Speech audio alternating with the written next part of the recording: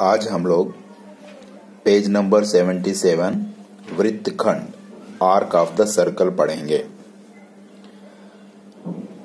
अभी यहाँ पे इस चित्र में देखो ध्यान से, ये एक चूड़ी का चित्र दिया हुआ है और ये चूड़ी टूट जाने के बाद दो भागों में विभाजित हो गई है। यहाँ से देखिए ए बी है, ये ए बी और यहाँ पर ये भी ए बी है। यहाँ लिखा है संलग्न आकृति में प्लास्टिक की एक वृत्ताकार चूड़ी दिखाई गई है। समझो कि यह चूड़ी ए तथा बी बिंदुओं पर टूट गई है। तो चित्र में चूड़ी को वृत्त के संदर्भ में क्या कहेंगे? दो भाग हो गया है, इसको हम क्या कहेंगे? अब आगे देखो पेज नंबर 78 पे।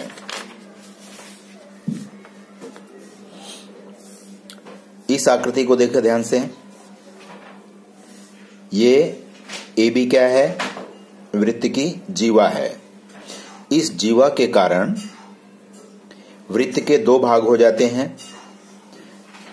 एक ये बड़ा भाग है और एक ये छोटा भाग है। तो जो छोटा भाग है इसका नाम, अगर यहाँ पे बिंदु x है और यहाँ पे y है, जो छोटा भाग है वो क्या हो गया? AXB। और ये बड़ा भाग जो है AYB है। यहाँ पे बिंदु x और y क्यों रखा जाता है, या इसका नाम हम AXB क्यों कह रहे हैं? क्योंकि यदि हम AB कहते हैं, सिर्फ अगर हम AB कहेंगे तो जिस तरह से यहाँ पर, जिस तरह से हमने ये चूड़ियों का चित्र देखा था, यहाँ पर देखिए AB है, ये भी AB है, तो हम कौन सी AB की बात कर रहे हैं हमें पता नहीं चलेगा। तो इसलिए क्या किया गया है कि यहाँ पर x रख दिया गया है, यहाँ पर y रख दिया गया है। इससे ये चिन्हांकित हो जाएगा कि हम AXB यानी ये छोटे वाले चूड़ी के टुकड़े की बात कर रहे हैं और AYB अर्थात ये बड़े टुकड़े की बात कर रहे हैं। तो इसी तरह किसी भी वृत्त में, जैसे इस वृत्त में दिखाया गया है जीवा AB है, जीवा AB के कारण क्या हो गया? वृत्त के दो भाग हो गए हैं। ये छोटा भाग AXB है और ये बड़ा भाग AYB है। तो जो छोटा भाग है AXB उसे हम लघु चाप कहते हैं, लघु वृत्तखंड चाप या लघु चाप कहते हैं। ये जो भाग होता है इसको हम चाप कहते हैं। तो ये छोटा भाग है AXB, इसे हम कहेंगे लघु चाप, और ये जो बड़ा भाग है AYB इसे हम कहेंगे दीर्घ चाप या वृत्तखंड। वृत्तखंड का मतलब होता है वृत्त का भाग। तो जो छोटा भाग है AXB ये लघु चाप है और ये दीर्घ चाप है। ठीक है। अब इसमें ध्यान से देखिए आप, बिंदु A और B वृत्त में इसके दो भाग हुए हैं, लेकिन दोनों का अंत बिंदु क्या है? A और B ही है। इसका मतलब क्या हुआ? ये जो बिंदु A और B है, ये जो लघु चाप बनाता है, ये लघु चाप बनाता है AXB, इसका संगत दीर्घ चाप यानी उसके साथ में, संगत मतलब साथ का, जो दीर्घ चाप है AYB है। उन दोनों को मिलाने से ही पूरा वृत्त बनता है। तो इस लघु चाप का संगत दीर्घ चाप AYB है। ठीक है। इसके बाद यदि ये चित्र में देखो, हम केंद्र यहां पर है, तो ये RT क्या हो गया? इसका व्यास हो गया। वृत्त में व्यास के कारण वृत्त के दो बराबर भाग हो जाते हैं। तो ये क्या हो गया? ये अर्धवृत्त है और ये भी अर्धवृत्त है। इस अर्धवृत्त का नाम क्या है?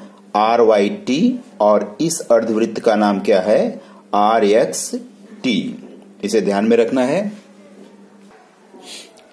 अब हमारा अगला पॉइंट है केंद्रीय कोण और चाप का माप, central angle and measure of an arc. Arc का मतलब चाप होता है, ये चाप है। अब यहाँ चित्र में दिखाया गया एक वृत्त दिखाया गया है। इस वृत्त का केंद्र बिंदु O है और बिंदु O से इस तरह का एक कोण बना है, यानी कोण AOB बना हुआ है। तो इस प्रकार के जो कोण बनते हैं वृत्त के केंद्र से, उसे केंद्रीय कोण कहते हैं। यहाँ लिखा हुआ है, जिस कोण का शीर्ष बिंदु वृत्त का केंद्र बिंदु हो उस कोण को केंद्रीय कोण कहते हैं। देखिए यहाँ पे शीर्ष बिंदु O है, ये वृत्त का केंद्र है, इसलिए ये क्या हो गया? केंद्रीय कोण हो गया।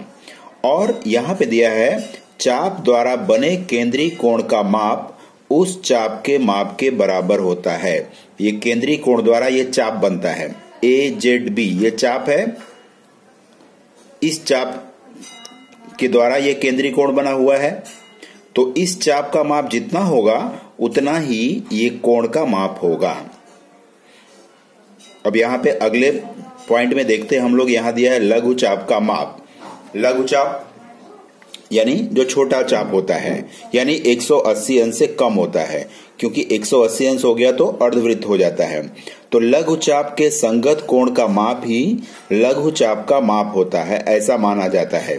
ये चित्र में देखिए ध्यान से आप, ये कोण हमको दिया हुआ है केंद्रीय कोण है, क्योंकि केंद्र बिंदु से बना है वृत्त के।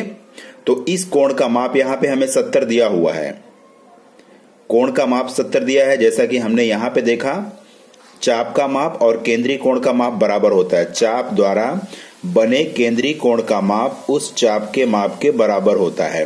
तो अगर ये केंद्रीय कोण का माप 70 दिया है, तो ये जो चाप बना है उस केंद्रीय कोण द्वारा AYQ, तो इसका माप भी कितना होगा 70 अंश होगा। यहाँ पे लिखा है मेजर चाप, M फॉर मेजर, ये ध्यान में रखना तुमको, M फॉर मेजर, मेजर चाप AYQ बराबर 70 अंश, यानी ये चाप कितना होगा 70 अंश होगा। अभी यहाँ पे देखिए ये क्या था, लघु चाप था, 180 अंश से कम था। यहाँ पे दिया है दीर्घ चाप का माप।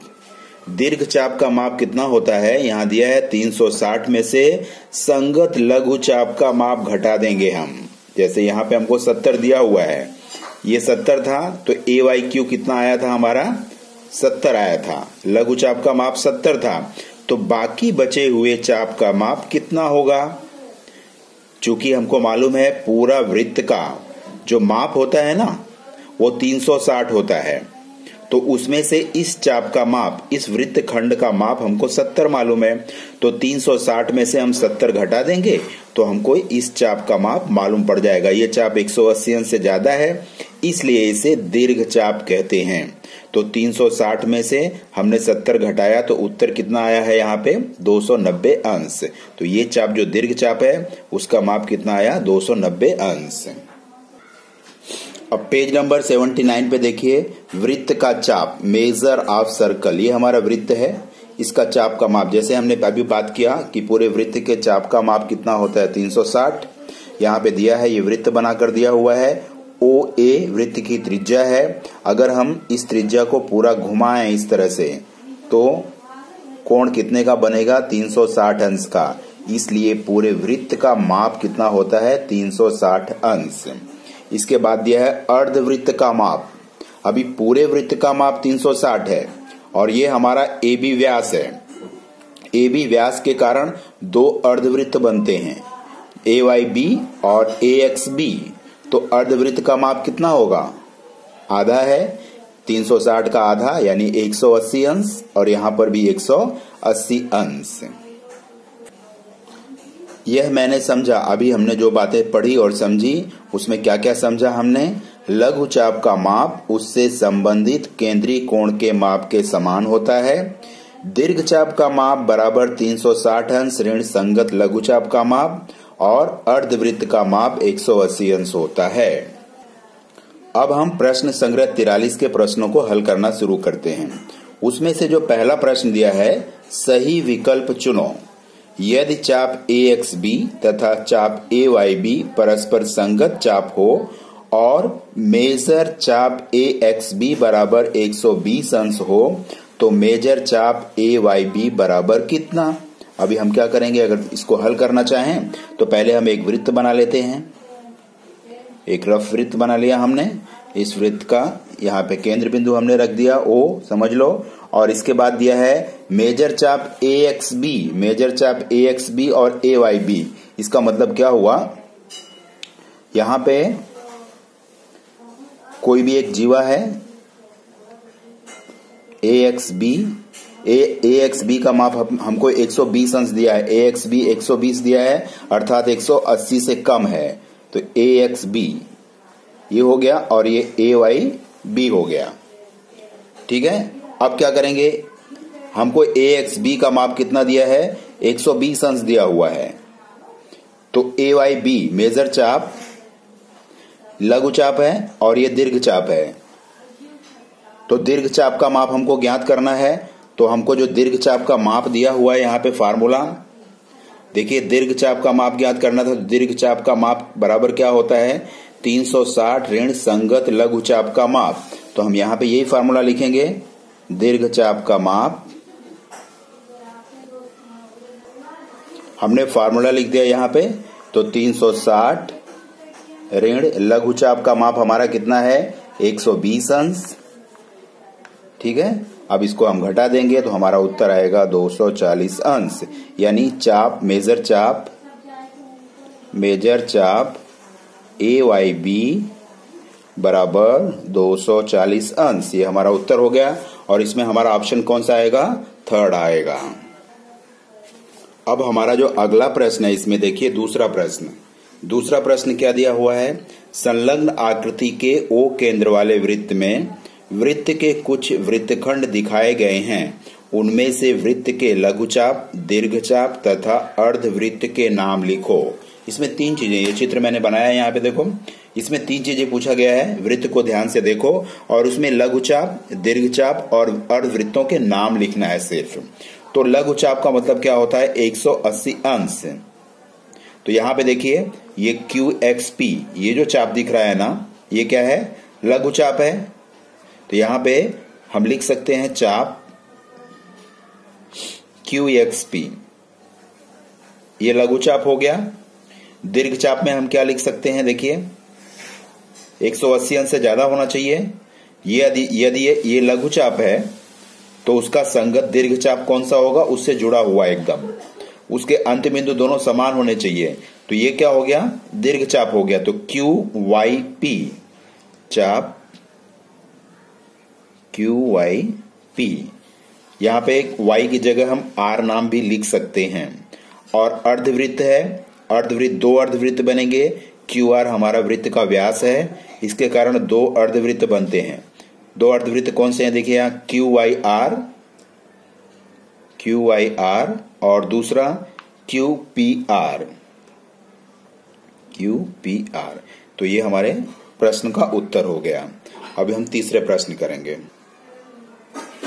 तीसरे प्रश्न को देखिए, संलग्न आकृति के O केंद्र वाले वृत्त में लघुचाप PXQ का माप 110 अंश है। इसी आकृति में हमको बताना है लघुचाप PXQ, ये दिया हुआ है जैसे हमने कहा 110 अंश। दीर्घचाप का माप। अब तीसरा जो प्रश्न है, संलग्न आकृति के O केंद्र वाले वृत्त में लघुचाप PXQ का माप 110 अंश है। तो दीर्घचाप PYQ का माप ज्ञात करो। अब यहाँ पे देखिए इसी चित्र में, इसी वृत्त में हमको देखना है मेजर चाप PXQ बराबर 110। ये PXQ है हमारा, मेजर चाप PXQ, ये 110 दिया हुआ है। हमसे पूछा है मेजर चाप PYQ, यानी ये जो दीर्घ चाप है इसका माप कितना होगा। तो हम जानते हैं हमारा दीर्घ चाप माप ज्ञात करने का फार्मूला जो है, उस फार्मूले को इसमें लगाएंगे। हमारा फार्मूला क्या था, दीर्घ चाप का माप बराबर 360 अंश ऋण संगत लघुचाप का माप। अभी हमारा संगत लघुचाप 110 अंश है और ये दीर्घचाप है। तो हम क्या करेंगे, 360 में से 110 अंश घटा देंगे और जो हमारा उत्तर आएगा 250 अंश। ये हमारा दीर्घचाप का माप यानी PYQ का माप हो जाएगा। ठीक है।